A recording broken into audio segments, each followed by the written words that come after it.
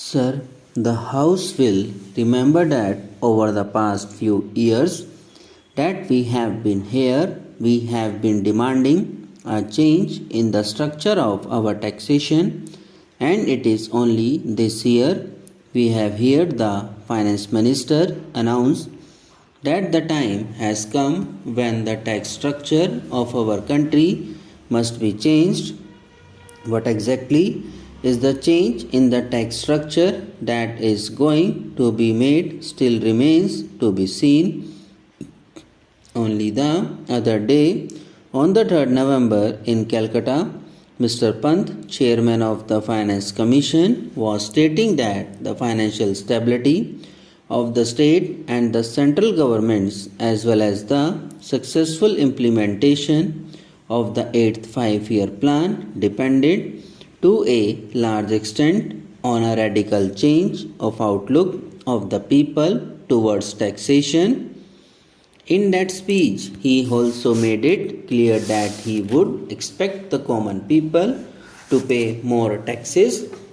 Now, if the change of structure of the taxation system is to be sought in order to continue to exact the limited savings of the common man, deprive him of the necessities of life, then I would not be in favor of any such change.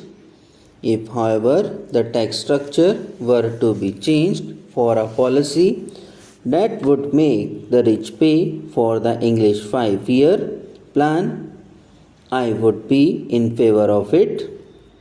I make it clear that it has never been the contention of the people that they would not bear the responsibility of building up the country. In fact, our workers in the factories are sweating day in and day out so that our industrial production goes up. If today we claim higher industrial output, it is precisely because our men in the wheels of industry have so behaved themselves and have so worked for the well-being of the country that despite the machinations and intrigues of the capitalist class, despite their greed for more and more profits, it has been possible to bring about a sizable increase in the industrial input. The credit entirely belongs to the working people of our country. Similarly, if in the agrarian sector of our economy, the production of food has gone up simultaneously, raising thereby the total national income, that is also because of the fact that the peasants, however poor, however destitute, and however suffering, have responded to the call of the government.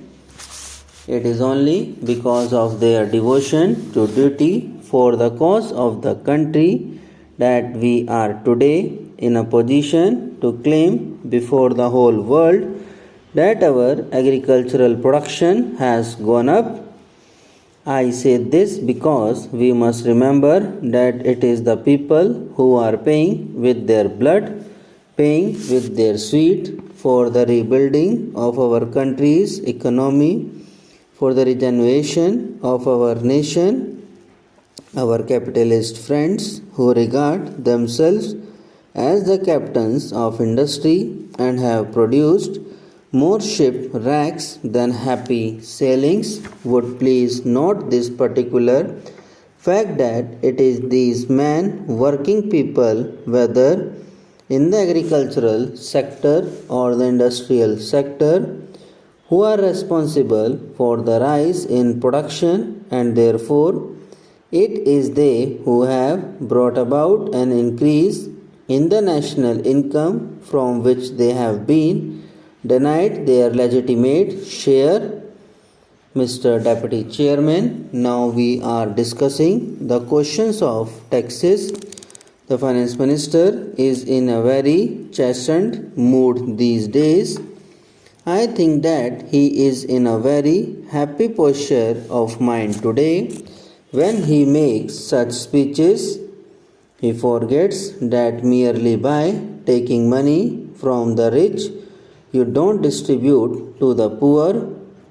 We have seen in the United States, in Germany, in England, where heavy taxation measures obtain at the same time, relatively speaking, the poverty of the people continues.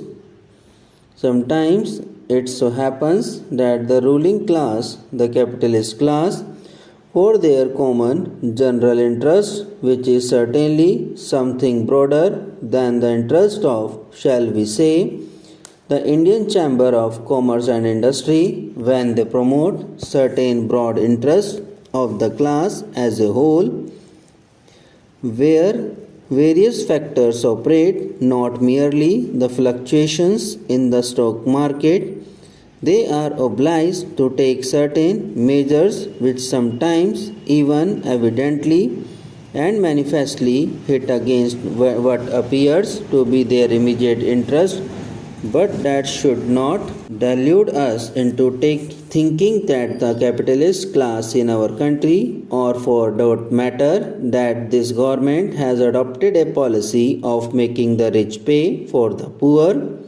That is not at all so, and the rupees 1600 crores or so, out of which only rupees 1000 crores would come from the direct taxes, should not make us think that there has been a radical change in this direction on that we all desire.